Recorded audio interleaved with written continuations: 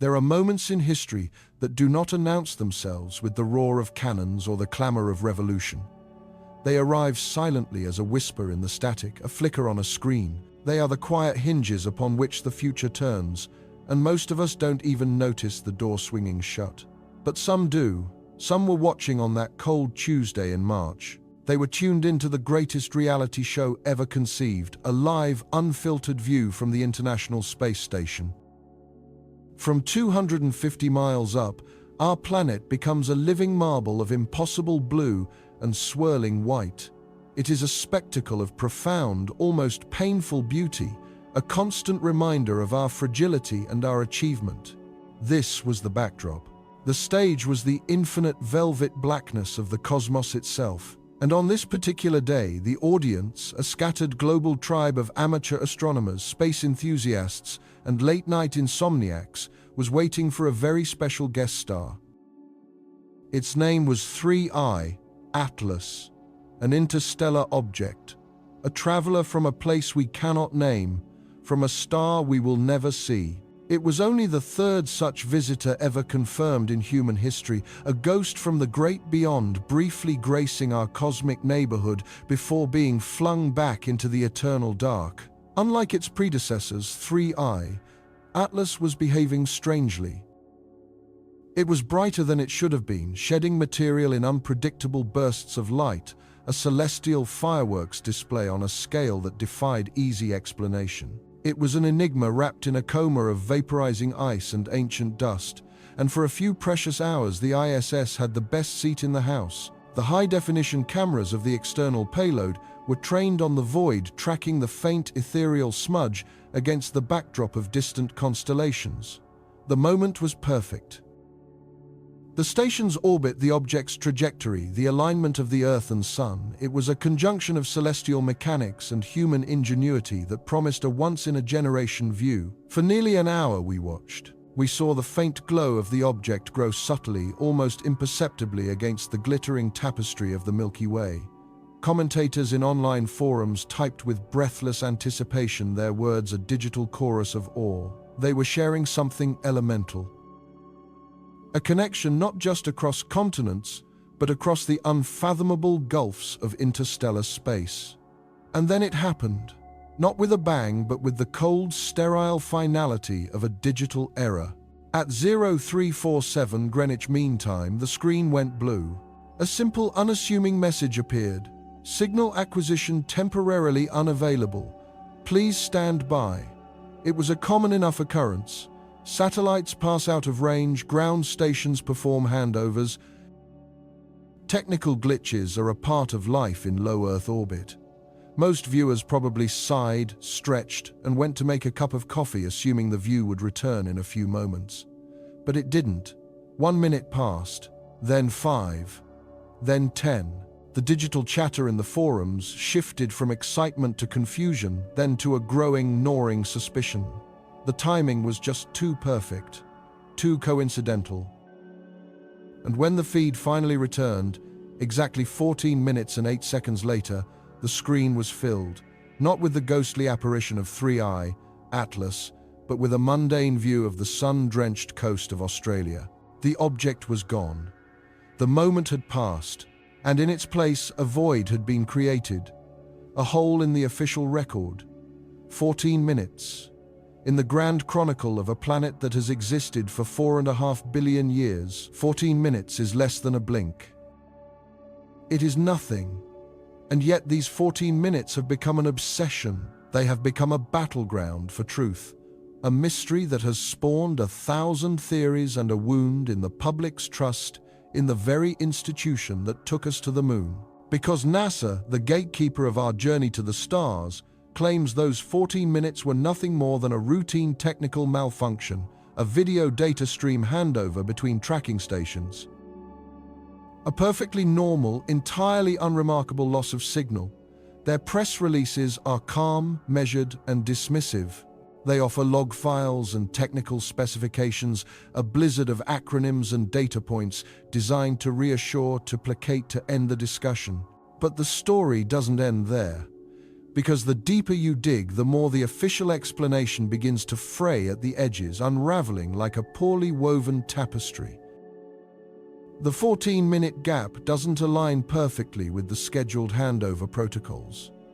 Archived telemetry from independent trackers suggests the station's primary communication arrays were perfectly stable.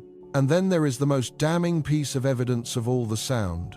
In the moments before the blackout, the audio channel from the station, usually a quiet hum of machinery and occasional astronaut chatter, picked up something else. It was faint, a series of structured, non-random tones buried deep within the static. A signal. Something that was not the station, not ground control, and not any known natural cosmic phenomenon. And it appeared to be originating from the precise direction of 3I Atlas. When the feed was cut, that sound was cut with it. When the feed returned, the sound was gone. This documentary is the story of those 14 minutes.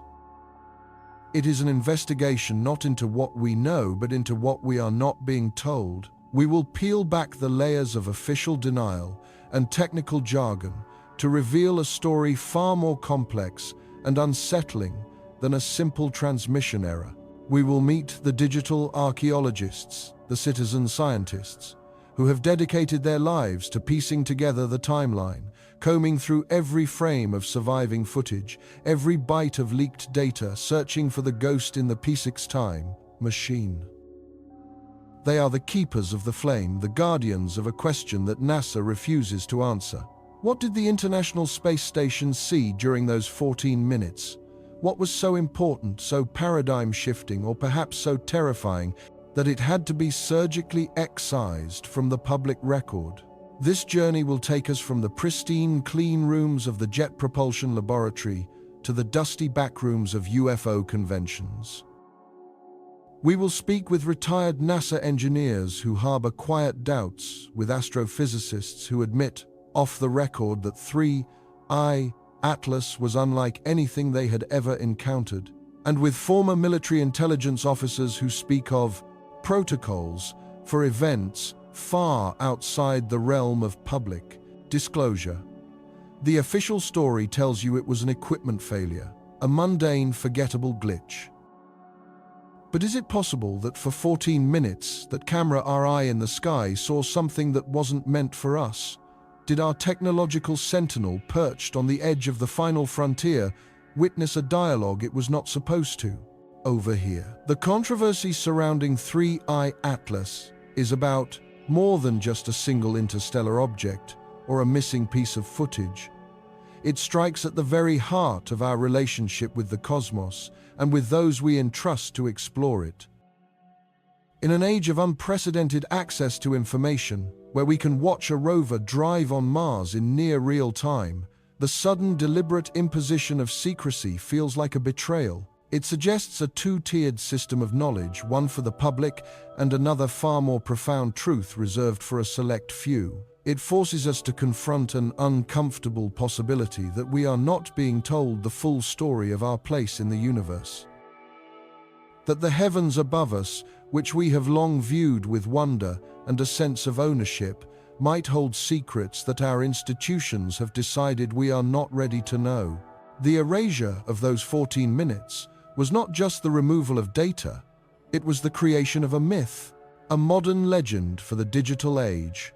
It transformed a fleeting astronomical event into a symbol of a deeper, more troubling mystery.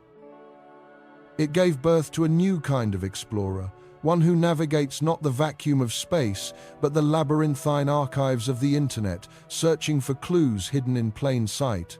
These explorers have found things, flickers of light in the frames, just before the cutoff, that defy analysis. Discrepancies in the publicly released orbital data of the ISS for that specific time window.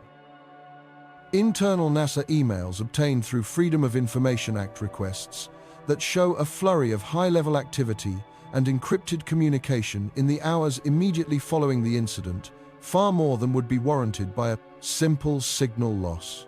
Each discovery is another breadcrumb on a trail that leads deeper into the shadow.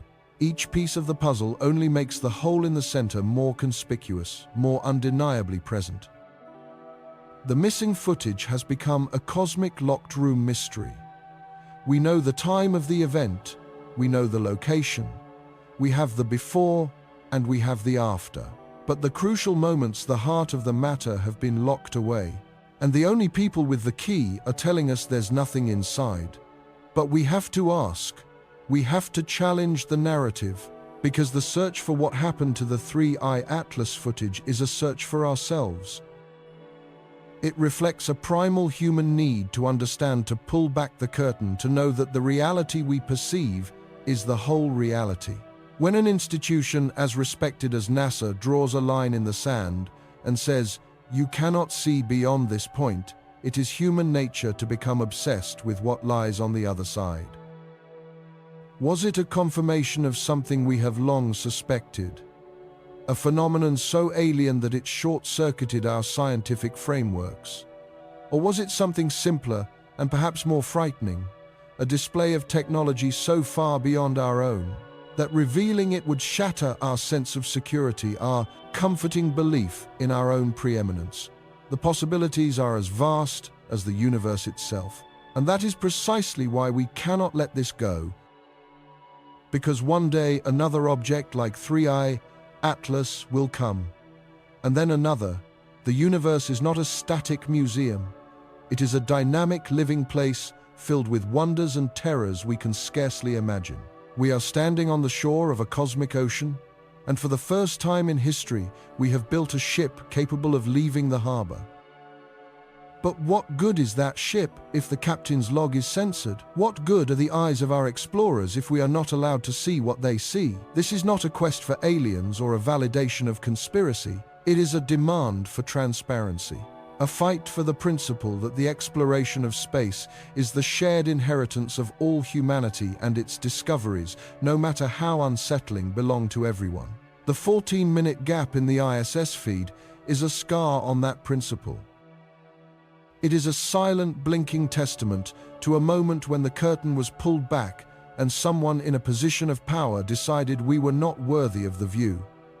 Our journey begins here, in that digital void. We will reconstruct the event, second by second. We will amplify the whispers in the static. We will follow the data wherever it leads us. We will seek out the witnesses, the insiders, and the dissenters. The official story is that nothing happened. But a vast and growing body of evidence suggests that in the silent darkness 250 miles above the Earth, for 14 minutes, something incredible happened. And a single heavily compressed video file leaked from a server in an anonymous European data haven may hold the first clue. It is only 3 seconds long. It is grainy, distorted, and almost unintelligible. But it was time-stamped from within the missing 14 minutes. And it shows something that was not supposed to exist. Something that was moving. Something that was not alone. What does it mean to see something that shouldn't exist? To bear witness, through the cold, impartial lens of a camera, to an impossibility gliding through the void. For decades, humanity's view of space was curated, packaged, and presented to us. It was a grand theatrical production of rocket launches, heroic spacewalks, and carefully selected images of distant nebulae, beautiful but sterile.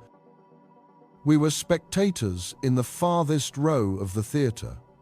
But then, in the second decade of the 21st century, something profound shifted. The curtain was pulled back, not by a grand decree, but by a simple, continuous stream of high-definition video. Suddenly, we weren't just looking at space. We were times in times it. The International Space Station's live feed was more than just a technological marvel. It became a cultural phenomenon, a digital campfire for a global village starved for genuine connection. It was a silent, unblinking eye circling our world 16 times a day, offering a perspective once reserved for a handful of astronauts. There was no narration, no soundtrack, no dramatic editing. There was only the raw, mesmerizing reality of our planet, a swirl of incandescent blue, white, and ochre set against the absolute infinite blackness. We watched continents drift by in profound silence, their sprawling cities. At night, a delicate golden lacework woven across the darkness. We saw thunderstorms bloom like ethereal jellyfish over the oceans, their internal lightning flashing without a sound. We witnessed sunrises that were not gentle awakenings, but violent, blinding explosions of color that set the edge of the world on fire every 90 minutes. This constant hypnotic stream became a shared human experience. People left it running on screens in their living rooms, in offices, in classrooms, a serene and constant reminder of our place in the cosmos. It was a source of solace, a meditative tool, a universal spectacle that transcended language and borders. You could be anywhere on Earth, look at that feed, and feel an unspoken bond with millions of others who were also watching, also marveling at the sheer improbable beauty of it all. It was our umbilical cord to the high frontier, a steady presence that whispered a single powerful truth: we are here on this fragile sphere together, and for a time this was enough. The simple majesty of the view was the entire story, a silent sermon on perspective and unity. But humanity's curiosity is never truly sated by beauty alone. It seeks patterns, it hunts for anomalies, it yearns for the unexplained. And so from the millions who watched in passive wonder, a new kind of explorer emerged. They were not astronauts or astrophysicists with advanced degrees. They were Legion, a decentralized global network of citizen scientists, amateur astronomers, and digital sleuths. From bedrooms in Ohio, apartments in Tokyo, and internet cafes in Mumbai, they dedicated themselves to scrutinizing this unending river of data. They weren't just watching the Earth. They were watching the blackness times around, times it. They were the sentinels at the digital window, their faces illuminated by the glow of their monitors, their mission self-appointed to find what wasn't supposed to be there. These watchers formed a unique and powerful subculture. In online forums and encrypted chat rooms, they were a collective intelligence, a hive mind, focused on a single point of light in the sky. They developed their own rigorous, if unconventional, methodologies. They wrote custom software to detect minute changes in the video feed, to filter out digital noise, and to flag any motion that defied orbital mechanics. Every frame was a potential clue, every flicker of light a potential discovery.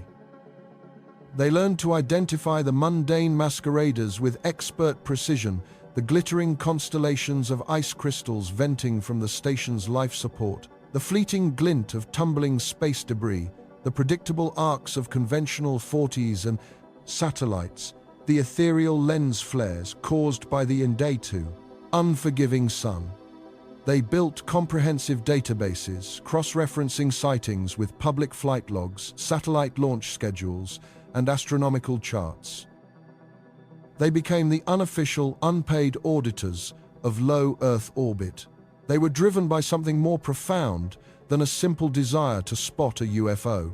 They were driven by a belief that in this raw, unfiltered data lay the potential for a paradigm-shifting discovery. They felt a sense of ownership over this feed, a public resource that they believed held secrets, whether by accident or by design. They were the keepers of the flame, convinced that if something truly extraordinary were to appear, they would be the ones to see it first. And in their collective vigil, they created a new kind of scientific process, one born of passion, persistence, and a healthy dose of skepticism towards official narratives. This brought them into a quiet ideological orbit around the feed's custodians, the National Aeronautics and Space Administration. NASA, for its part, occupied a complex and often contradictory position. It was and is one of the most revered scientific institutions in human history, an organization that had literally achieved the impossible. They were the architects of the dream, the ones who built the window we were all peering through. Yet they were also a government agency tasked not only with the pursuit of scientific truth, but also with the management of public perception. They were the gatekeepers, and the live feed represented a monumental challenge to their traditional control over the narrative. For every breathtaking image of Saturn's rings they released, the live feed produced 1,000 hours of ambiguous, unexplained phenomena that fueled endless speculation. The agency's official stance was one of patient scientific dismissal. The flickers and specks were always explained away with a standard lexicon of prosaic causes: ice particles, debris from a long-dead satellite, a trick of the light, reflections from the station's own windows, a high-altitude weather balloon. They treated the torrent of public inquiries and amateur analyses as well-intentioned noise, the inevitable byproduct of giving the public an unfiltered view. They were the adults in the room, gently correcting the overactive imaginations of the children. But to the watchers, this pattern of routine dismissal felt less like scientific rigor and more like a deliberate policy of obfuscation. It fostered a growing sense of distrust, a belief that NASA was not just a scientific body but a curatorial one, carefully managing what truths were permitted to reach the public. The stage was thus set for a collision, a moment when the unwavering gaze of the public would clash with the official narrative of the institution. All that was needed was a catalyst. That catalyst arrived on a Tuesday, October 19th. For the first 16 hours of the day, the feed was utterly unremarkable. It showed the familiar, breathtaking pageant of life on Earth. The deep turquoise of the Caribbean Sea, the vast, rust-colored expanse of the Australian outback, the slow, silent crawl of the Terminator line dragging night across Europe. In the forums, the chatter was routine. Debates about camera angles, discussions of recent solar flare activity, the usual smattering of new members, asking if a particular dot of light was a known satellite. It was a day like any other, drenched in the mundane beauty of orbital mechanics. And then at 1742 Greenwich Mean Time, as the ISS sailed high above the barren, wind-swept plains of Patagonia, it appeared. It did not arrive with a flash of light or a dramatic entrance. It simply materialized. One moment there was only the cold, star-dusted velvet of space. The next, there was times something else, asterisk. It was a flicker at first, on the very edge of the camera's wide-angle lens, so subtle that most casual viewers would have missed it entirely. But the watchers, their eyes, trained by thousands of hours of intense scrutiny, saw it. The automated detection algorithms they had built began to scream alerts. In chat rooms across the globe, a single stunned question began to propagate like a shockwave. Are you seeing this? It was not a point of light. It was a silhouette, a sliver of absolute non-reflective black, starker even than the space around it. It looked like a hole in the universe, a void against the void. It was not tumbling like debris. It was not glittering like ice. It moved with a slow, deliberate, and utterly impossible grace. While the Earth below rushed past at over 17,000 miles per hour, this object seemed to glide, maintaining a steady, almost lazy pace relative to the station itself. It was on a trajectory that defied all known principles of orbital mechanics. It wasn't falling toward Earth, nor was it moving in a predictable orbital path around it. It was moving alongside the ISS, almost as if it were observing it. A frantic electric energy surged through the online communities. Hard drives spun up as terabytes of raw video were captured directly from the stream. People scrambled for their telescopes, hoping for a miracle of ground-based confirmation, though they knew the object was likely far too small and dark to be seen from below. The forums became a blur of activity. Screenshots were uploaded, enhanced and analyzed in real time. Contrast was pushed to its limits, revealing a shape that was maddeningly indistinct yet undeniably geometric. It was long, slender and vaguely cigar-shaped, but with no discernible features. No lights, no solar panels, no exhaust plumes. It was a pure ontological enigma. They ran it against every database they had. It wasn't the Chinese Tiangong space station. It wasn't a classified military satellite. Its trajectory was too inefficient, too overt. It wasn't a piece of rocket junk from a previous launch. It matched nothing. It was a ghost in the machine, a silent interloper in a region of space that we as a species had meticulously catalogued and claimed as our own backyard. For over an hour, the object remained a constant, unnerving companion to the International Space Station. It drifted in and out of the camera's frame as the station adjusted its orientation, sometimes disappearing for minutes at a time, only to reappear still there, still pacing them. The watchers felt a dizzying mix of elation and dread. This was it. This was the moment they had all been waiting for, the ultimate validation of their long and often ridiculed vigil. They had found the impossible. But what was it? The speculation was wild and rampant.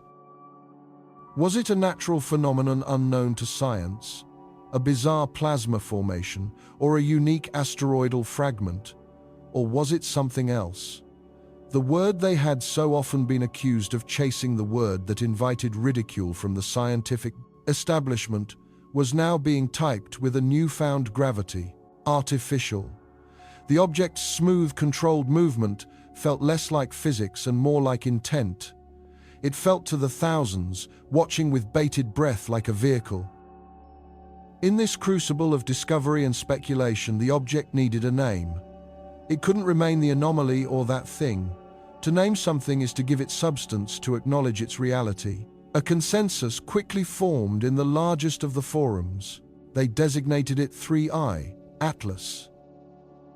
The 3I was a bold, speculative leap, standing for Third Interstellar, a declaration of belief that this object was not of our solar system, following in the tradition of Oumuamua and Borisov, the only two officially recognized interstellar visitors.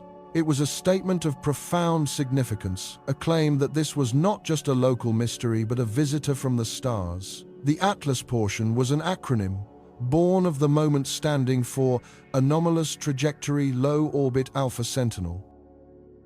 It was a name freighted with meaning: Alpha, for being the first of its kind, and Sentinel for its silent, watchful behavior. 3I, Atlas. The name took root instantly. It was whispered across social media, a new legend being born in real time. The object was no longer just a smudge on a screen. It was an entity with an identity, a focal point for the hopes, fears, and boundless curiosity of a world that was minute by minute becoming aware that something extraordinary was happening 250 miles above their heads. The watchers continued their work, documenting every second, archiving every frame, convinced they were chronicling a pivotal moment in human history. They were watching Atlas. The world was watching Atlas. And they knew somewhere in the heart of Mission Control in Houston, NASA was watching Atlas too. The only question left was, what were they going to do about it? The world held its breath, its eyes glued to a silent video feed, waiting for an answer. And so, for a few fleeting days, the story seemed to have found its ceiling. The 14 minutes of footage, a phantom limb of data now amputated from the official record, existed as a piece of spectacular but ultimately untethered digital folklore. It was a cosmic ghost story whispered across forums and social media feeds, shared with a breathless what if, but fundamentally lacking the gravity to pull the world's full attention into its orbit. The official silence from NASA, punctuated by a single sterile explanation of a sensor flare or ice crystals, had acted as a kind of tranquilizer. The event was being safely categorized, filed away in the vast cabinet of unexplained curiosities that the internet generates every hour. For the vast majority of us, the comet splinter 3I, Atlas, was the star of the show, a known if dramatic celestial performer. The rest was just noise. But in the quiet hum of 1,000 online observatories, in the patient gaze of those who look at the sky, not for spectacle but for substance, the noise was becoming the signal. The dismissal had not satisfied everyone. To the global community of amateur astronomers, those dedicated sentinels of the night, a canned explanation was not an answer. It was a challenge. They downloaded the mirrored copies of the footage, stabilizing the jittery motion of the ISS, sharpening the focus, and began to watch it not as a movie but as a crime scene. They were not looking for aliens. They were looking for the truth, a truth they believed was encoded in the pixels, waiting for a sufficiently curious eye. That eye belonged to a retired software engineer in rural Japan named Kenji Tanaka. He wasn't focused on the dramatic flaring disintegration of the primary object at all. His attention, honed by 40 years of tracking faint asteroids from his backyard observatory, was snagged by something else entirely. Something almost insignificant. A single persistent point of light. It appeared 97 seconds into the clip, a pinprick moving with a serene, deliberate grace against the starfield utterly overshadowed by the celestial fireworks of 3I, Atlas. To a casual viewer, it was nothing. A hot pixel on the camera sensor, a distant conventional satellite on its predictable trek, perhaps even a fleck of frozen propellant catching a glint of sunlight. Countless others had seen it and dismissed it, their eyes drawn inexorably to the main event. But Kenji saw what others did not.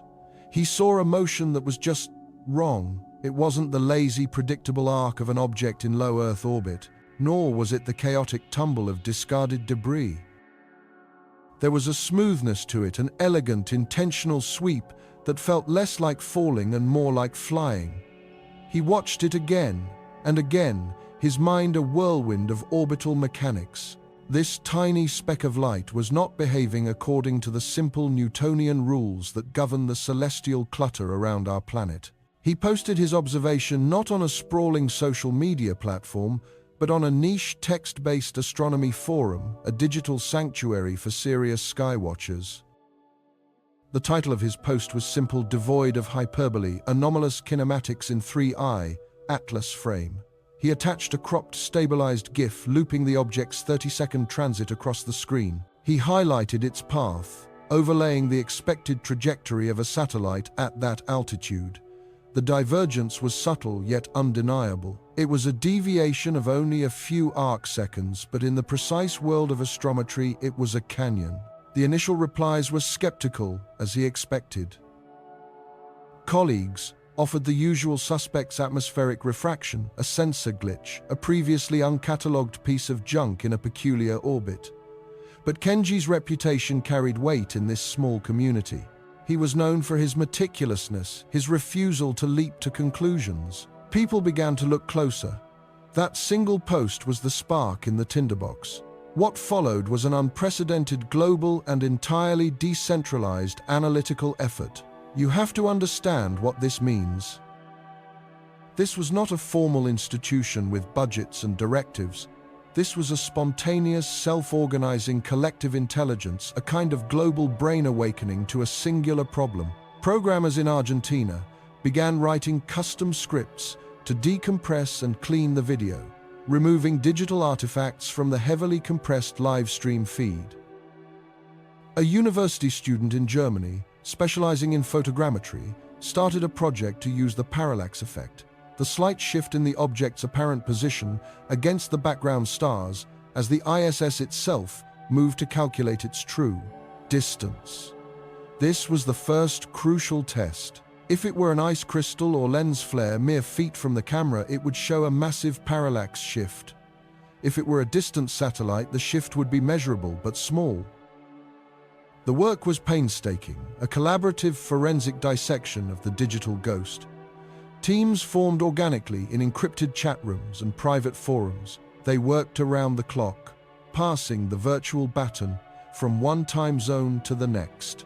The German students' team, after 2 sleepless nights of frame-by-frame analysis and cross-referencing the ISS's precise telemetry data for that exact moment, posted their preliminary findings. The result was electrifying. The object was not close. It was, according to their calculations, orbiting at an altitude of approximately 1,000 kilometers far above the ISS. This single piece of data annihilated the official explanation. An ice crystal does not orbit the Earth from 1,000 kilometers away. A lens flare does not hold a stable position against the backdrop of constellations. This was a solid physical object, and it was distant. The revelation sent a shockwave through the burgeoning investigation. Now, they had a target. The next question was obvious. What was it?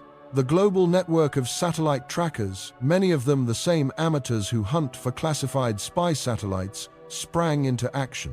They scoured every public database, from NORAD's SpaceTrack catalog to the records kept by the European Space Agency. They cross-referenced every known object that should have been in that patch of sky at that specific time.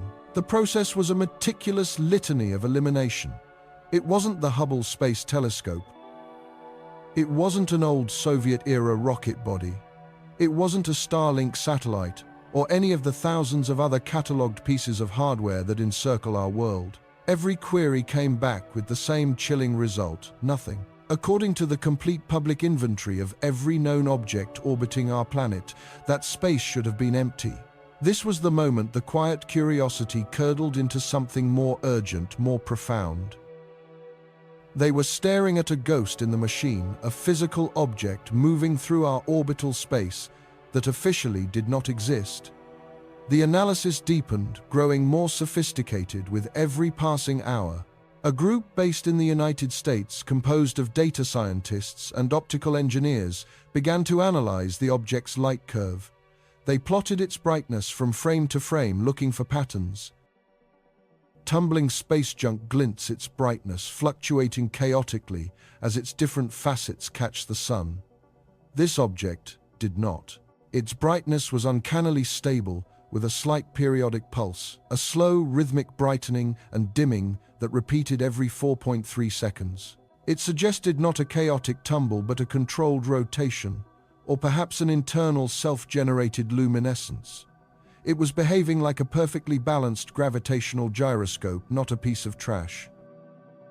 They pushed the degraded footage to its absolute limit, stacking hundreds of frames to increase the signal-to-noise ratio, trying to resolve a shape from the handful of pixels that composed the object. What emerged from the digital fog was indistinct yet tantalizing. It was not a simple sphere or a conventional cylinder. The consolidated image hinted at a more complex geometry, an elongated structure with what appeared to be two distinct points of brighter intensity, almost like running lights. The image was too blurry to be definitive a Rorschach test in the sky, but it was enough. It was enough to confirm that this was not something we had built. The pulse, the trajectory, the shape, none of it matched any known human-made satellite or probe. It defied the familiar signature of our own technology. The initial dismissals, which once seemed so plausible now, looked like a deliberate, almost clumsy attempt at misdirection. The debate online transformed. It was no longer a fringe discussion about lights in the sky. The language became technical, precise.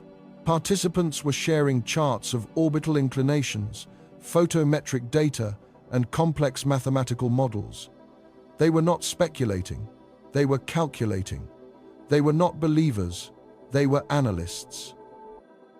They had bypassed the gatekeepers of information and were building their own body of evidence, brick by painstaking brick in the full light of the open internet. The excitement was palpable, a contagious intellectual fever spreading across the globe. It felt like the dawn of a new era of citizen science, a moment where the collective power of motivated individuals could challenge the narrative of the most powerful institutions on Earth.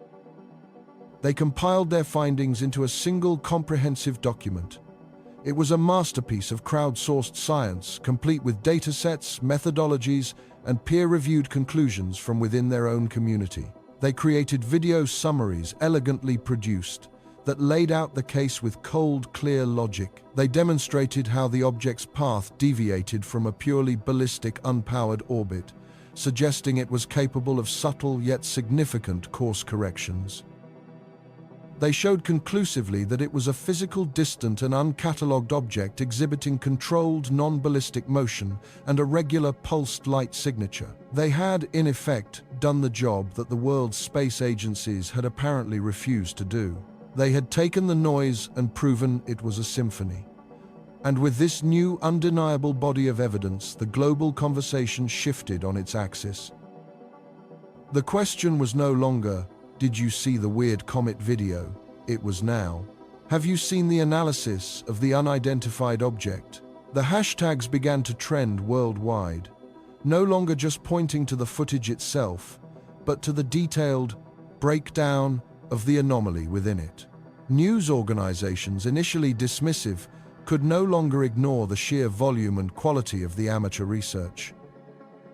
Science journalists, aerospace engineers, and even retired astronauts began to weigh in their initial skepticism, giving way to a cautious, then open curiosity. The collective roar of millions of inquisitive voices, now armed with credible, verifiable data, began to echo in the halls of power. They were no longer just asking for attention. They were demanding an answer. The silence from official channels, once a calming balm, had become a damning void. For in the face of such overwhelming, meticulously gathered evidence, a refusal to engage is not just a policy, it is a confession. And the whole world was now leaning in, waiting for it. And there, for a fleeting, crystalline moment, we saw it. Through the high-gain antenna of the International Space Station, the feed was piped down through a chain of tracking satellites, a signal traveling at the speed of light to be reborn on our screens. The image was a masterpiece of celestial mechanics and human ingenuity. 3i. Atlas was no longer a blur, no longer a smudge of light haunting the sleepless nights of amateur astronomers. It was real, immediate, and utterly confounding. The comet's nucleus, which we had assumed to be a single solid body of ice and rock, was revealed to be something far stranger. It appeared to be a crystalline lattice, a structure of impossible geometry that pulsed with a soft internal luminescence, an ethereal blue-green glow that seemed to defy the cold physics of reflected sunlight. Filaments of vapor finer than spun silk were not blasting away from its surface in a chaotic tail as models predicted, but were being drawn back, reabsorbed into the lattice in a slow, rhythmic, hypnotic cycle. It was breathing. In the silent vacuum of space, it was breathing. Online, a global community held its collective breath with it. Chat windows, forums, and live streams exploded, not with words, but with a torrent of pure, unadulterated emotion. This wasn't just another rock hurtling through the solar system. It was a violation of our expectations, a gorgeous anomaly that challenged the very grammar of cometary science. For those few minutes, humanity was united, a planet of children, with their faces pressed against a new and inexplicable window. We were watching something ancient and profound unfold, a cosmic secret, revealing itself live in high definition, broadcast from our lonely outpost in low Earth orbit. The camera, controlled by unseen hands in Houston or Huntsville, began a slow, careful zoom, pushing the limits of its optics. The detail intensified the geometric patterns of the core, resolving into shapes that felt unnervingly deliberate, almost organized. A low hum of excitement from the ISS astronauts, their voices layered into the audio feed, became a tangible part of the experience, their professional awe mirroring our own. One of them whispered a single breathless word: "Incredible." And as the lens focused on a specific node in the glowing lattice, a point of light that seemed to be oscillating at a frantic, unnatural frequency, it happened. The screen went black. Not a flicker, not a slow degradation into static. It was a sudden, violent, and absolute severance. One moment we were peering into the heart of a cosmic enigma. The next we were staring into a void of our own making. The astronauts' voices were silenced mid-syllable. The hypnotic pulse of 3i, Atlas, vanished. The universe was gone, replaced by the sterile, indifferent blue of a dead feed. For a few seconds there was only a profound silence, the digital vacuum that had replaced the vacuum of space. Then the text appeared. White block letters, brutally mundane, signal lost. Please stand by. At first there was just confusion, a global wave of disbelief. Glitches happen. The high-definition Earth viewing experiment, the very system broadcasting this feed, was known for its quirks. The connection from the ISS is a fragile miracle. A digital thread stretched across 250 miles of emptiness, vulnerable to atmospheric interference, satellite handovers, and 1,000 other potential points of failure. This was on the surface nothing out of the ordinary. The global conversation online shifted from awe to frustration. Come on, NASA, not now. Reboot the system. Of all the times for a TDRSS handover, the minutes began to crawl by each one, stretching into an eternity. 1 minute, 2, 5. The blue screen remained an impassive wall erected between humanity and its discovery. The term TDRSS, hand over the process of switching the station's signal from one relay satellite to another, became the dominant theory. It was a plausible, technically sound explanation. These handovers could cause a brief loss of signal, a momentary blackout. But they were usually seamless, and they rarely, if ever, lasted this long. A nagging unease began to creep into the digital chatter. The timing felt too perfect, too cruel, too convenient. It was the universe's worst case of dramatic irony or something else. 10 minutes. The official NASA social media accounts, which had been celebrating the historic observation, fell silent. The lack of information was more damning than any bad news. Silence from a communications agency is never a good sign. It suggests a scramble, a huddle, a frantic effort to formulate a message. The waiting was excruciating. It was a shared global anxiety, a feeling that we had been shown something miraculous, only to have it snatched away at the most crucial moment. What had that final focused image been about to reveal? What was that frantic oscillation? The questions multiplied in the darkness. 14 minutes after the signal was cut, it returned. The screen flickered and suddenly we were looking at Earth again. The familiar, comforting curve of our planet, a swirl of white cloud over a vast sapphire ocean. It was beautiful, but it felt like a betrayal. It was the view the feed showed 99% of the time, a safe, predictable terrestrial image. The ISS astronauts were back on the audio, their conversation now purposefully nonchalant, discussing orbital mechanics, a cargo shipment, anything but the impossible object they had just witnessed. It was as if 3I, Atlas, had never been there. The window had not just been closed, it was as if the view itself had been surgically removed from reality. Immediately, a frantic digital migration began. Millions of people, still reeling from the sudden disconnection, rushed to the one place they could relive the moment: NASA's official live stream archives. The agency diligently records and posts all of its public feeds, creating a vast, accessible library of humanity's life in space. The plan was simple: go back 14 minutes, pause the footage at the exact moment of the cutoff, and analyze that final frame. Whatever NASA's glitch was, the recording would hold the truth. Someone somewhere had surely been recording the stream independently, but the official source was the Holy Grail: pristine, uncompressed data. The first reports came trickling in from forums and message boards, phrased with confusion, then with rising panic. "I can't find the segment. The archive seems to jump. There's a gap. Is it just me, or is the footage missing?" It wasn't just them, it was everyone. The archive was there, meticulously, time-stamped as always. But it had a hole in it. The video played smoothly, showing the ISS crew preparing the camera, the slow pan across the starfield, the initial acquisition of the target. It showed the first breathtaking wide shots of 3I, Atlas. And then, precisely at the moment the deep zoom began, the time code jumped forward. It leaped over a chasm of 14 minutes and picked up again with the serene, placid image of the Earth. The most significant paradigm-shifting astronomical observation in a generation had been erased from the official public record. It wasn't just a lost signal. It was a deliberate excision. This was the spark that lit the fire. The act of removing the footage transformed a technical anomaly into a conscious act of concealment. A glitch is an accident, an edit is a choice. The simmering suspicion of the past 14 minutes instantly congealed into the cold, hard certainty of a cover-up.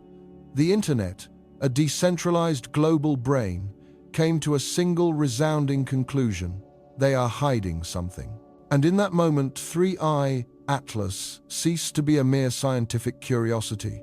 It became the heart of a conspiracy, a symbol of knowledge deemed too dangerous for public consumption. NASA's first official statement landed with the grace of a lead balloon. It was a masterpiece of bureaucratic vagueness, a carefully worded non-answer that managed to say nothing while using a great many words. They cited a prolonged and unexpected signal dropout, and followed with a reference to data corruption in the archival ingest stream. The explanation was technically plausible but contextually absurd. It asked us to believe in a coincidence of astronomical proportions that a random, unrecoverable data error lasting exactly 14 minutes had occurred during the most watched, most important broadcast in the agency's recent history. The public response was not one of acceptance, but of outrage. The statement was torn apart line by a global network of citizen analysts, IT professionals, satellite technicians, and amateur astronomers. They pointed out that NASA's archival systems have multiple redundancies. They explained that data corruption rarely, if ever, results in a clean, perfectly clipped removal of a segment. It creates artifacts, glitches, and garbled video, not a seamless chronological jump. Most damningly, thousands of people had been recording the stream live. Their recordings, though, of lower quality than the official source, all existed. They were proof that the data had been successfully broadcast. The signal had reached Earth. The data was not corrupted on ingest. It had been received and then it had been deleted. NASA's justification was not just a weak excuse. It was an insult to the intelligence of the very people they were supposed to be inspiring.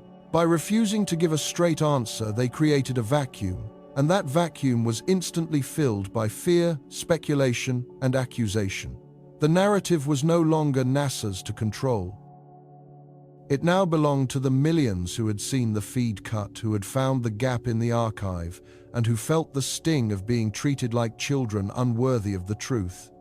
The missing 14 minutes became a phenomenon. It spawned hashtags, dedicated websites, and investigative subreddits that grew to hundreds of thousands of members overnight. People who had never before cared about space were suddenly obsessed. The mystery was a gravitational force pulling everyone into its orbit. What could possibly be on that footage that would justify such a brazen, clumsy act of censorship? The theories ranged from the mundane to the utterly fantastical. Had the comet displayed undeniable evidence of intelligent design, a signal or a maneuver that defied the laws of physics? Did the close-up reveal a surface that was not just crystalline, but explicitly artificial, a craft masquerading as SERS, a comet? Or was it something more terrifying? A threat, a weapon? Had the astronauts said something on the hot mic, a gasp of recognition, or a word of terror that NASA couldn't allow the public to hear? The agency, realizing its initial statement had only fueled the flames, doubled down. They issued a second, more technical explanation. They spoke of proprietary camera software, of an experimental sensor overheating and triggering an automatic shutdown and data purge to protect the sensitive optics. This too was immediately debunked. Engineers and former NASA employees came forward anonymously at first to state that no such protocol existed in that form. An overheating camera might shut down, they argued, but it wouldn't selectively erase the preceding 14 minutes of archived footage from a server on Earth. Each new explanation seemed more desperate and less coherent than the last, the flailing of a giant caught in a lie of its own making. The trust, built over decades of awe-inspiring achievements of moon landings and stunning images from Hubble and Webb, was hemorrhaging in real time. NASA, the institution that had once embodied humanity's greatest aspirations, was now being cast as the villain in a cosmic thriller. They were no longer the brave explorers sharing their discoveries. They were the gatekeepers, the censors, the faceless authority, telling us what we were and were not allowed to see. The erasure did more than just hide the final moments of the 3i Atlas broadcast. It shattered the fragile bond between the institution and the public it served. It proved that there was a line, a boundary beyond which our curiosity was not permitted to travel, and so we were left with a ghost, a 14-minute phantom that haunted the official record, its absence speaking far louder than any image ever could. The question was no longer simply what is 3i Atlas. It had become something far more personal, far more urgent. What did they see in those final seconds? What truth was so monumental, so reality-altering that it was worth sacrificing the world's trust to conceal. The search for the missing footage was no longer an act of curiosity. It had become a crusade. In the wake of the erasure, a deafening digital silence fell. 14 minutes, once broadcast live to a watching world, had been surgically excised from the archives, leaving behind not just a gap in the data, but a profound and unsettling void in our shared reality. For the millions who had witnessed those fleeting, ghostly images from the International Space Station, the official explanation felt hollow, a paper-thin statement stretched over a chasm of doubt. Signal interruption, the initial bulletins read. Temporary loss of downlink. These were familiar, sterile phrases, the standard lexicon of space-age technical difficulties, yet they failed utterly to account for the visceral memory burned into the public consciousness. What we saw was not an absence of signal. It was the presence of something inexplicable, and with its removal, a schism was born, a fracture line that quickly split the landscape of belief. On one side stood the quiet, fortified walls of officialdom, the calm, measured reassurances from space agencies that nothing of consequence had been lost. On the other, a burgeoning, chaotic and passionate movement of ordinary people who felt they had been collectively gaslit, told that their own eyes had deceived them. This was no longer just about a strange light in the sky. It had become a battle over truth itself. Into this vacuum of trust rushed a new kind of explorer. They were not astronauts or mission controllers, but a decentralized global network of software engineers, astronomy, hobbyists, graphic designers, and retired physicists, all united by a single defiant conviction. The truth was still out there, buried in the noise. They became digital archaeologists sifting through the electronic ruins. Their expedition sites were not dusty tombs, but cluttered hard drives, obscure forum threads, and the ephemeral memory of online streaming services. The original high-definition feed was gone a ghost, but its reflection had been caught in countless digital mirrors. Low-resolution screen recordings, Twitch stream archives, fragments captured on cell phones, pointed at computer monitors. These became the priceless artifacts of a lost moment. Working from bedrooms and home offices across continents, this impromptu collective began the painstaking work of reconstruction. Their methods were a potent blend of forensic science and digital artistry. They collated dozens of fragmented recordings, synchronizing them frame by frame using the ISS's own telemetry data, which ironically had not been scrubbed. They created complex algorithms to stack the noisy, pixelated images, averaging out the compression artifacts and digital static to enhance the signal that lay beneath. Each frame was a puzzle. They ran spectral analysis on the distorted colors, attempting to filter out the atmospheric haze and the glare from the station's own running lights. Contrast levels were pushed to their absolute limits, transforming murky blurs into defined, albeit ghostly shapes. It was a process of summoning a phantom from the static, of trying to rebuild a cathedral from a handful of scattered bricks. The work was obsessive, fueled by a potent cocktail of curiosity and indignation. Online, they shared their findings in real time, their forums buzzing with a constant exchange of data, theories, and encouragement. One user in Japan would notice a subtle flicker in the light's intensity, while a student in Brazil would run a motion tracking script, revealing a trajectory that seemed to defy conventional physics. They were building a case piece by agonizing piece against the official narrative of nothingness.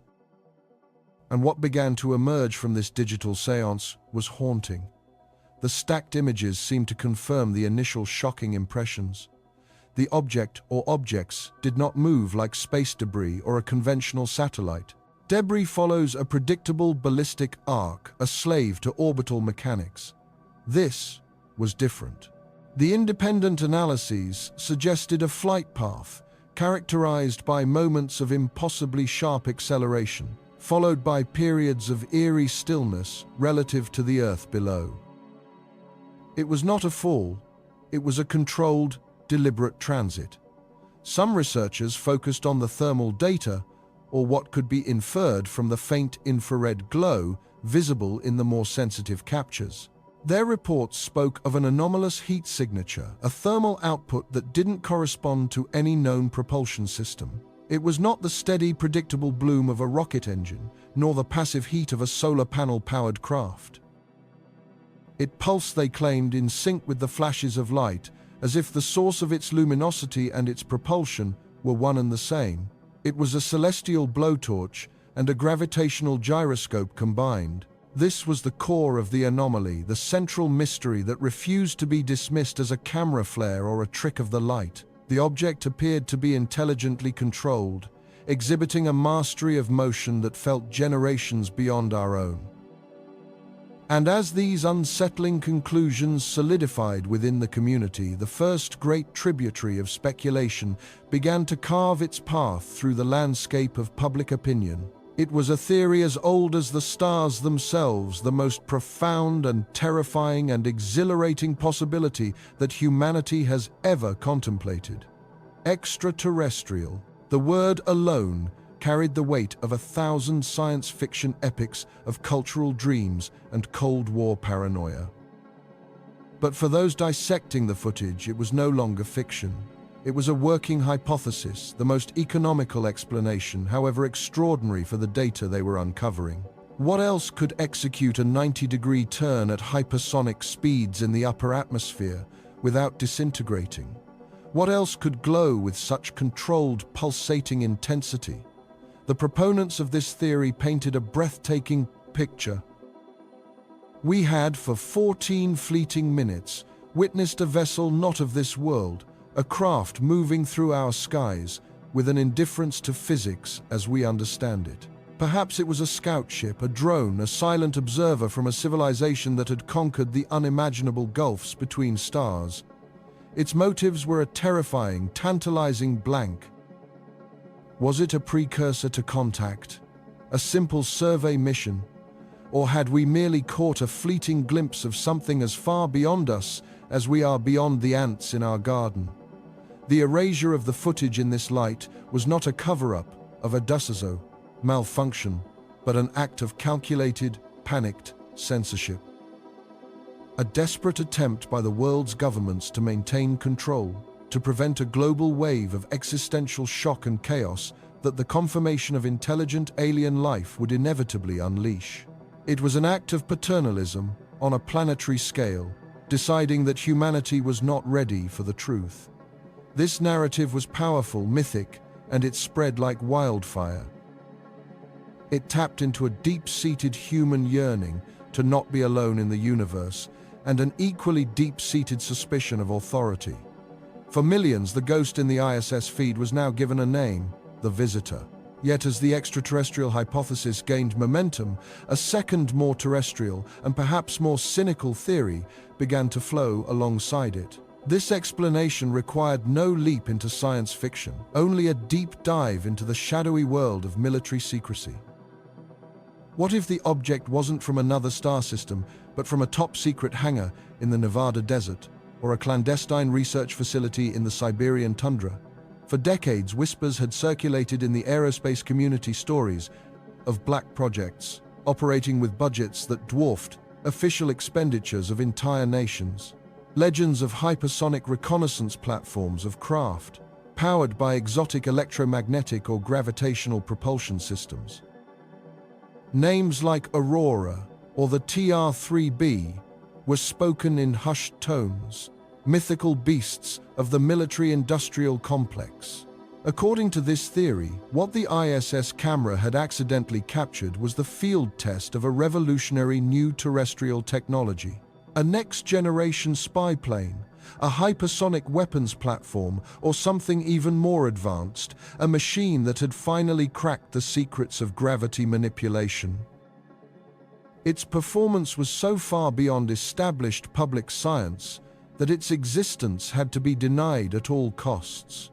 A live public broadcast of such a vehicle would have been a catastrophic intelligence breach, instantly revealing a nation's most valuable strategic asset to its adversaries. The sudden feed cut, in this context, wasn't an act of cosmic censorship, but a frantic, desperate move of national security.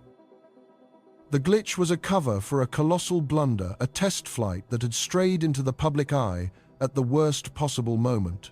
This theory held a different kind of appeal. It was less about cosmic wonder and more about geopolitical intrigue. It confirmed a different kind of suspicion, not that our governments were hiding aliens from us, but that they were hiding unimaginably powerful weapons and technologies from each other and from their own citizens. The object in the sky was not a messenger from the stars, but a harbinger of a new, terrifying era of human conflict. The chasm of belief now had two distinct warring camps, each with its own compelling narrative, its own evidence, its own faith. The digital ether crackled with the debate, a global argument raging in the absence of official clarity. The world was demanding an answer, and then finally an answer came. It arrived not from a press conference at NASA headquarters, nor through a leak from a shadowy government insider. It came from the quiet, methodical world of observational astronomy. The Minor Planets Center, the global body responsible for the designation of all celestial objects in our solar system, issued a circular. It announced the official identification of a new object, 3I, Atlas. The I in its designation was the critical piece of information. It stood for interstellar. Astronomers using powerful ground-based telescopes that had been tracking a faint smudge of light for weeks had calculated its trajectory with astonishing precision. And that trajectory was not a closed loop, not an orbit bound by our sun's gravity. It was a hyperbola, a sweeping, open-ended arc that had carried this object from the depths of interstellar space through our solar system only to be flung back out into the void. 3I. Atlas was a comet, but not our kind of comet. It was a cosmic pilgrim, born in the crucible of another star, a different sun, perhaps millions of years ago and light years away. For eons, it had wandered the frozen dark wilderness between the stars, a pristine time capsule from an alien solar system. By sheer celestial chance, its lonely journey had intersected with ours. The scientific community was electrified. This was only the third such interstellar object ever detected. It offered an unprecedented opportunity to study the building blocks of another star system without ever leaving our own. The official reports detailed its composition, a mixture of rock dust and frozen gases, like nitrogen and carbon monoxide, which were now sublimating as it neared our sun, creating a glowing coma, a temporary atmosphere. This outgassing, scientists explained, could create unpredictable jets of force, causing the comet to change speed and direction in ways that might seem non-ballistic to the untrained eye. And its position, its precise location in the sky, at the exact moment of the ISS broadcast, was a perfect match. The scientific world had provided a beautiful, elegant, and entirely natural explanation. The anomalous light was not a starship, nor a secret spy plane. It was a visitor, yes, but a visitor of ice and rock, a natural wanderer on a grand cosmic journey. The announcement was supposed to be a firebreak, a definitive, fact-based conclusion designed to extinguish the raging infernos of speculation and conspiracy. It was meant to be the final word, the triumph of reason over fantasy. But it wasn't. For the communities who had spent weeks painstakingly analyzing the footage, the timing felt too perfect, too convenient. The explanation, while scientifically sound, seemed to ignore the most troubling details they had uncovered. Could simple outgassing truly account for the reported 90-degree turns? Could it explain the rhythmic, intelligent pulsing of the light source, or the thermal signatures that seemed so divorced from simple sublimation? The dam of official information had been erected, but the waters of doubt had already risen too high.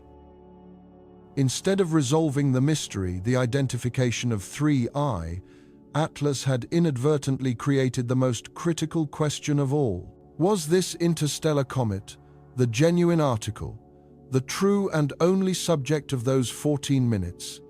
Its appearance mishandled by a jumpy and overly cautious space agency, leading to an unfortunate but understandable controversy. Or was this comet something else entirely? A convenient, celestial scapegoat? An unimpeachable, scientifically verified, perfectly timed cosmic alibi, a beautiful truth deployed to cover up an even more incredible one. The lines were now drawn.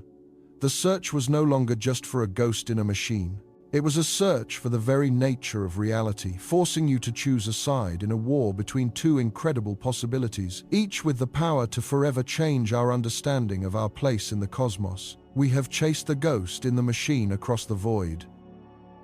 We have followed its fleeting, ethereal trail back through the digital archives and into the cold, hard vacuum of space.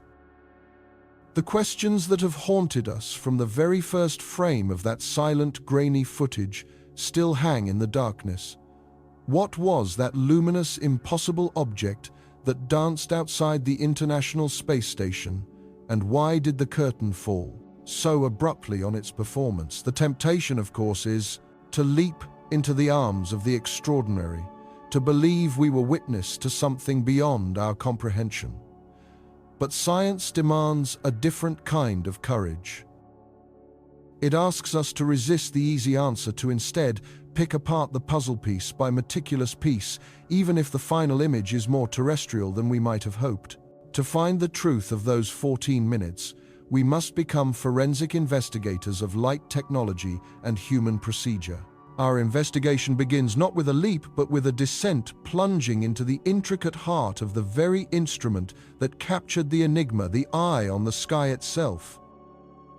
The cameras mounted on the exterior of the International Space Station are not like the simple devices in our pockets. They are hardened survivors, engineered to withstand a constant bombardment of micrometeoroids and brutal, unfiltered solar radiation. Specifically, the High-Definition Earth Viewing Experiment, or HDEV, was our window for that brief, bewildering period.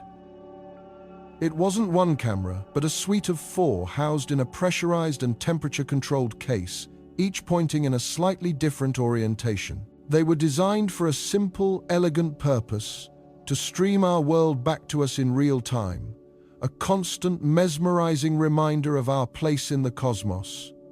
But here lies the first crucial clue. The HDEV system was largely automated, cycling between its cameras on a programmed schedule to manage thermal stress and prevent any single sensor from overexposure. It was a workhorse, not a precision instrument for astronomical discovery.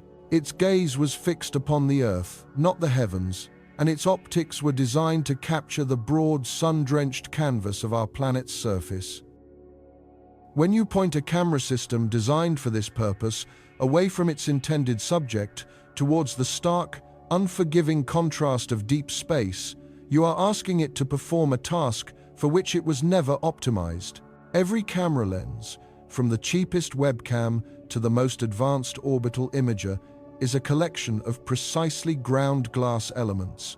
And every time light passes through one of these elements, a tiny fraction of it reflects internally. In normal conditions, these reflections are negligible, lost in the noise. But in the unique environment of low Earth orbit, with the sun's raw, unfiltered glare striking the housing at a shallow angle, these internal reflections can become phantoms. They can create what photographers call lens flare, and ghosting ethereal artifacts of light circles and polygons of soft luminescence that seem to float within the image but have no physical reality. They are tricks of the light born from the camera's own anatomy. The strange, pulsing geometry we saw in the footage, the almost structured appearance of the light source, could have its origins right here, not millions of miles away, but within the millimeters of glass separating the sensor from the vacuum. Furthermore, the sensor itself, the electronic retina of the camera, has its own inherent limitations. A CCD, or CMOS sensor, is a grid of millions of microscopic light buckets called pixels that collect photons. When a pixel becomes completely full, saturated by an intensely bright source, the energy can spill over into adjacent pixels. This phenomenon, known as blooming, creates vertical or horizontal streaks of light emanating from the brightest point in an image. It's an overload, the digital equivalent of being blinded by a sudden flash. As the object in the ISS footage flared with that impossible brilliance, we saw precisely this effect, telltale streaks that suggest the camera's sensor was being pushed far beyond its designed dynamic range. The light was simply too much for it to handle gracefully. So before we even consider what the object was, we must accept a fundamental premise. Our view of it was profoundly distorted. We were not seeing the event with perfect clarity. We were seeing its chaotic, artifact-laden reflection through the imperfect glass eye of a machine operating at the very edge of its capabilities. The ghost we were chasing might in part be a reflection of the chaser itself. With the behavior of the camera demystified, we can now turn our attention to the prime celestial suspect, the enigmatic visitor known as 3I, Atlas. Our earlier segments established its presence in the inner solar system during that precise time frame, but to understand its role, we must abandon the traditional image of a comet. Do not picture a solid, majestic snowball with a gracefully arching tail. By the time it neared Earth, 3I, Atlas, was already dead. It was a ghost of a comet, a celestial corpse that had undergone a catastrophic disintegration weeks earlier. Under the relentless gravitational and thermal stress of its journey toward the Sun, its icy nucleus had fractured, shattering into a cascade of countless fragments. It was no longer a singular object, but a vast, diffuse river of debris, a shotgun blast of ice and rock tumbling silently through the void. This is not speculation. It was observed and documented by observatories across the globe. We were witnessing its funeral procession. This single fact, the comet's fragmentation, is the key that unlocks the entire visual mystery. A solid, stable object reflects sunlight in a predictable way, but a cloud of tumbling, irregularly shaped fragments does not. Imagine thousands of icy shards, each spinning on its own axis, each with countless flat, reflective facets. As this debris cloud moved, different fragments would for a fleeting moment align perfectly to catch the sun's light and reflect it directly towards the ISS, like a momentary flash from a cosmic mirror. One moment, a fragment is edge-on, reflecting almost no light. An instant later, it has tumbled, presenting a broad, icy face to the sun, and for that split second it flares with astonishing brightness. Now multiply that effect by thousands of pieces of gravitational shrapnel, all moving together. The result would not be a steady point of light, but a chaotic, flickering, pulsing display. It would appear to shimmer, to grow, and shrink, to flare and fade with unpredictable rhythm, precisely matching the bizarre light show seen in the erased footage. It wasn't a ship powering up its engines. It was the last glittering embers of a dying comet. The trajectory also aligns with breathtaking precision. While the main debris field of 3I Atlas was on a specific path, the initial fragmentation event would have cast out smaller pieces into slightly different orbits, a haze of cosmic buckshot surrounding the primary stream. The International Space Station, on its own inexorable path, at 17,500 miles per hour, would have passed through the outer edges of this sparse, invisible cloud. The camera, pointing at just the right angle at just the right time, would have captured these nearby sun-glinting fragments. This explains the object's apparent speed and its dramatic parallax shift against the background stars. It wasn't an object moving under its own power.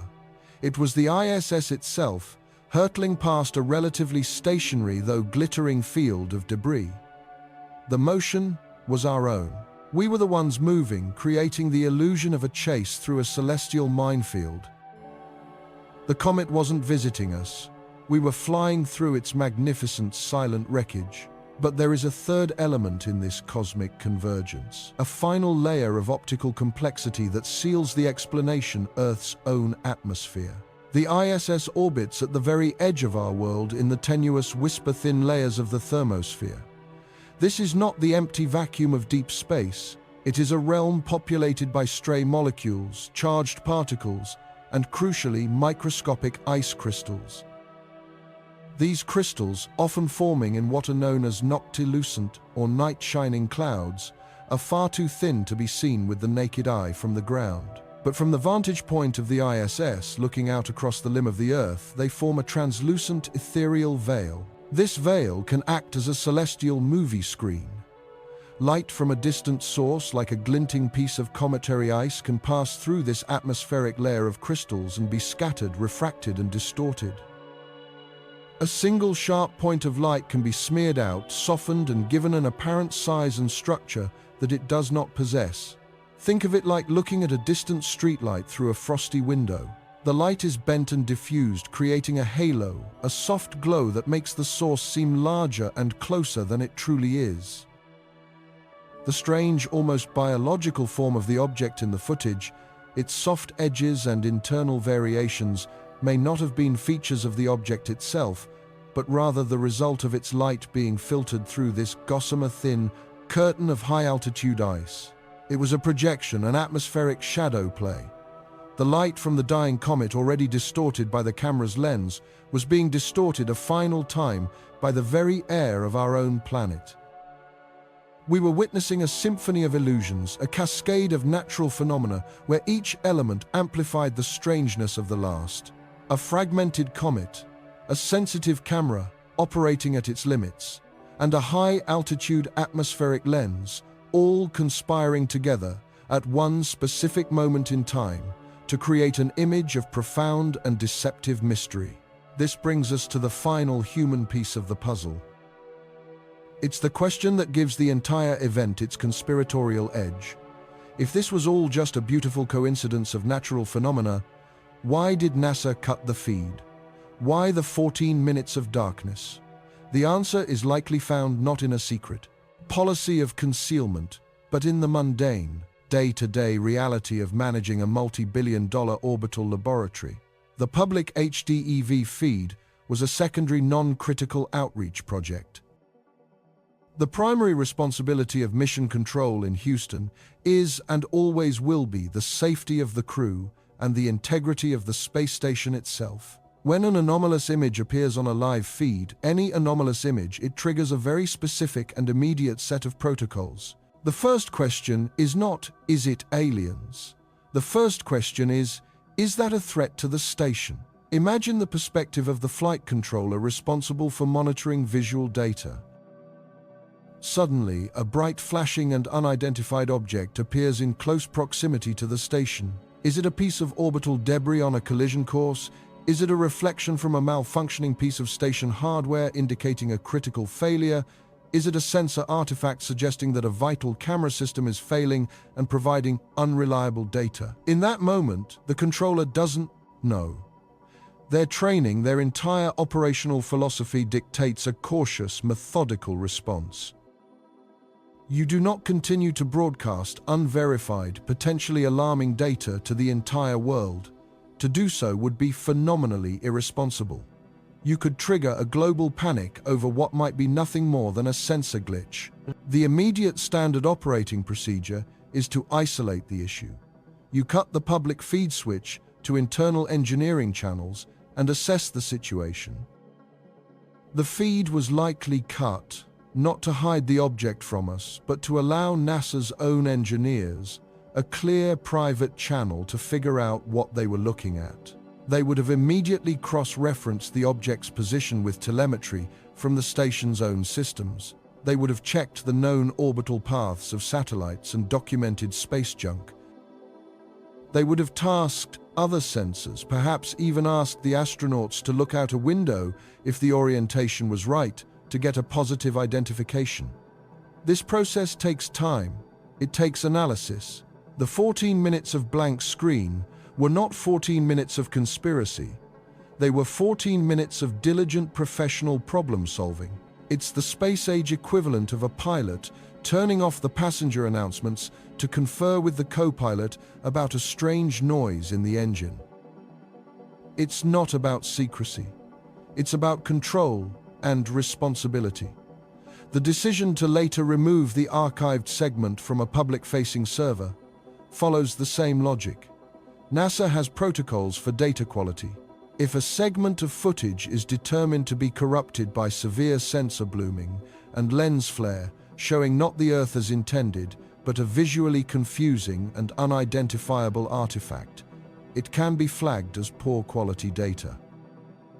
In their view, leaving it up would serve no scientific purpose and would only fuel the very misinterpretation and conspiracy that they, as a scientific agency, strive to avoid. The act of removal, seen from the outside as a damning admission of guilt, was likely seen from the inside as simple procedural data curation, a tidy, logical, and deeply unsatisfying explanation for those who crave a grander mystery. It was a bureaucratic decision born from an abundance of caution. So let us reconstruct those 14 minutes, not as a mystery, but as a breathtakingly rare convergence. Far from the sun, the shattered remnants of Comet 3I Atlas continued their silent, inexorable journey. A few stray tumbling fragments cast wide from the initial breakup drifted into the path of the International Space Station. As the station, traveling at unimaginable speed, crossed the Earth's terminator from night into day, the sun's first raw, unfiltered rays struck its camera housing at a perfect shallow angle. At that same moment, the automated HDEV system, in its programmed cycle, pointed its lens directly into the path of those glinting cometary shards. The intense reflected sunlight from the tumbling ice overloaded the camera's sensor, creating streaks of light and internal ghosting artifacts within the lens assembly. This already distorted image was then projected through a thin, invisible veil of noctilucent ice crystals in the upper atmosphere, which further diffused and scattered the light, giving it a soft, ethereal, and deceptively organic structure. On the ground in Houston, a flight controller saw this utterly baffling image pop up on their screen. Following procedure to the letter, they immediately took the public feed offline to diagnose what they were seeing, to rule out a sensor failure or a collision threat. For 14 minutes, engineers worked the problem, eventually correlating the sighting with the known debris field of the comet and identifying the visual anomalies as artifacts. Once the event was understood to be a non-threat, a beautiful but ultimately explainable natural phenomenon, the normal feed was restored. The mystery was solved. The box was ticked, but out here for the rest of us, the ghost had already been seen.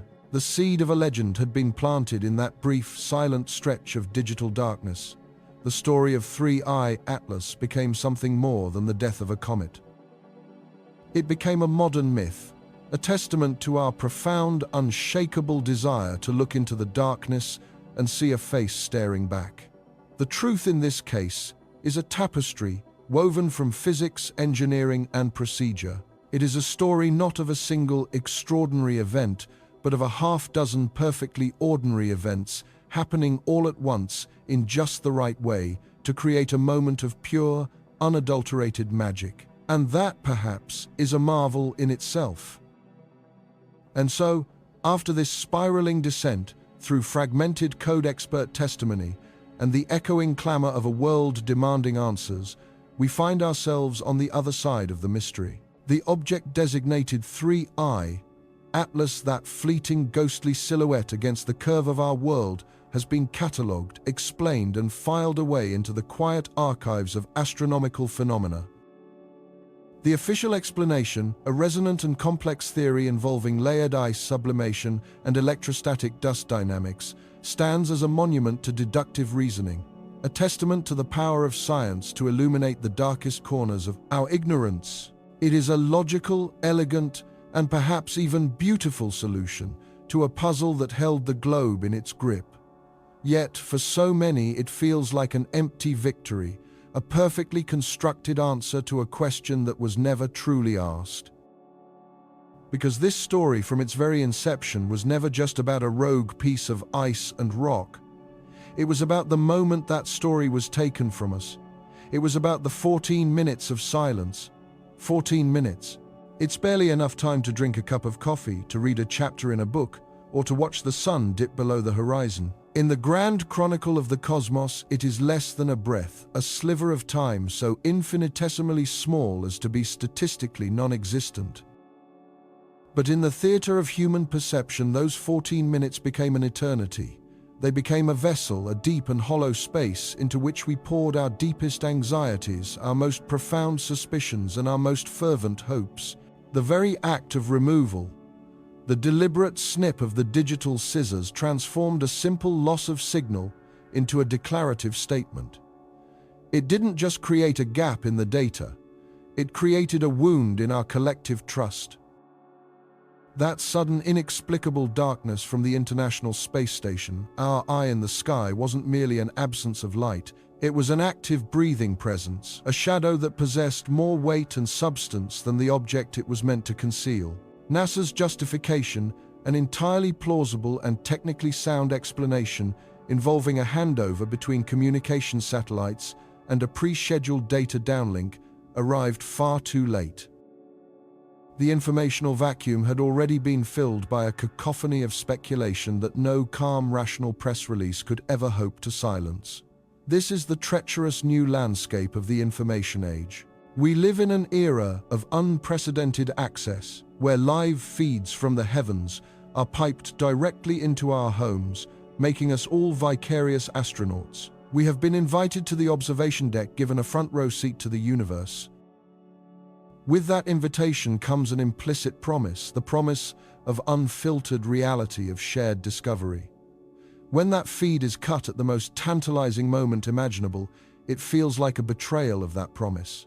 It feels as though the curtain has been drawn just as the protagonist of the play was about to reveal a universe-altering secret. The friction arises not from malice, but from the collision of two fundamentally different worlds. On one side, you have the world of mission operations, a realm of protocols, redundancies, and logistical necessities, where a temporary signal dropout is a routine, unremarkable event. It is a world governed by the cold, hard physics of signal transmission and the practicalities of managing a multi-billion-dollar laboratory in low Earth orbit. There, the 14-minute gap was a footnote in a logbook, a non-event. But on the other side, you have the world of the global audience, a public conditioned by decades of stories about cover-ups and hidden truths, a civilization fluent in the language of conspiracy. For this world, an unexplained void is never just an empty space.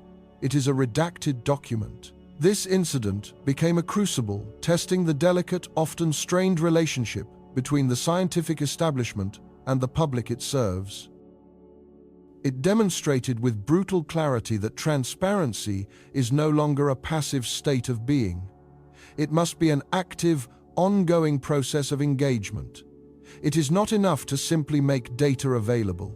Institutions must now anticipate the narrative that will form in the absence of information. They must understand that in the 21st century, perception travels at the speed of light, while official verification lumbers along behind it at a walking pace. The story of 3I, Atlas, became a masterclass in how easily the seeds of distrust can be sown not by a lie, but by a poorly communicated truth. The erosion of that trust is a catastrophic loss because the entire endeavor of science, the very exploration of our cosmos, is built upon it. We trust that the images are real. We trust that the data is accurate. We trust that the conclusions are honest. When that foundation cracks, it doesn't just call one event into question. It threatens to destabilize the entire edifice of our shared knowledge, leaving us adrift in a sea of suspicion and alternative facts. Rebuilding that faith is a monumental task, one that requires not just more data, but more dialogue, more humility, and a radical commitment to explaining not just what is happening, but times why. Times it is happening in real time. Yet out of the shadow of this institutional crisis, a new and powerful light began to shine. As the official channels fell silent, a different kind of signal began to propagate across the globe. It was the birth of a planetary investigation, a spontaneous, decentralized, and utterly passionate mobilization of human curiosity. From amateur astronomers in their backyards with surprisingly powerful telescopes to data scientists in their home offices running sophisticated spectral analysis on bootlegged snippets of the feed, a global brain came to life. They were the citizen scientists, the digital detectives, the people who refused to let the mystery go. They became a crowdsourced intelligence agency, poring over every frame, enhancing blurry pixels and cross-referencing orbital data with a relentless, obsessive fervor. They created a living, breathing archive of evidence, a testament to the fact that the tools of discovery are no longer the exclusive property of governments and universities. This was their mission. Their Apollo program played out on forums and social media threads across 1,000 different languages. Of course, this digital gold rush was not without its perils. The same networks that enabled brilliant collaborative analysis also became echo chambers for the most outlandish theories. For every carefully reasoned hypothesis about solar wind pressure or unusual outgassing, there were 100 fantastical claims of alien technology, cloaking devices, and interdimensional portals. The signal was nearly drowned out by the noise. But this is the untamed, chaotic, and ultimately beautiful nature of this new frontier of science. It is messy, it is democratic, and it is fiercely independent. The community policed itself with rigorous debate and peer review happening in public, a raw and sometimes brutal form of the scientific method playing out for all to see. They made mistakes, they followed false leads, and they occasionally succumbed to the siren song of confirmation bias. But they also achieved the impossible. They managed to recover fragments of data from corrupted international feeds. They triangulated the object's trajectory with a degree of accuracy that rivaled initial professional estimates. They forced a global conversation, refusing to allow the 14-minute gap to become a memory hole. They demonstrated beyond any doubt that the spirit of exploration is not confined to the hallowed halls of NASA. It is a fundamental part of the human code, a spark that exists in all of us. They are a reminder that the most powerful tool in the universe is not a telescope or a supercomputer, but a curious mind asking why. Ultimately, the story of 3I, Atlas, forces us to confront the very nature of belief and the immense burden of proof in an age of skepticism. The mundane explanation, the unusually shaped, rapidly decaying icy fragment, is by all scientific metrics the most probable. It fits the data, it obeys the known laws of physics, and it requires no giant leaps of faith. And yet it feels profoundly unsatisfying. It fails to capture the sheer, breathtaking strangeness of what we saw. It feels like describing a masterpiece of music as merely a series of mathematically precise vibrations in the air. We are a species of storytellers, and we crave narratives that match the scale of our emotions. The possibility of discovering we are not alone in the universe is a story of such monumental, soul-shaking significance that the evidence required to support it must be equally monumental. A blurry video and an official denial are simply not enough to build a new reality upon. But conversely, they are more than enough to ignite a fire of permanent, tantalizing doubt. The incident left us on a knife's edge between the explainable and the unexplained, a place where science and mythology bleed into one another. It reminds us that we don't know is the most powerful and honest statement in the scientific vocabulary, a phrase that is not an admission of failure, but an invitation to the greatest adventure of all. So what are the lessons we carry forward from this ephemeral cosmic encounter? For institutions like NASA, the lesson is one of communication. It is the realization that they are no longer broadcasting to a passive audience.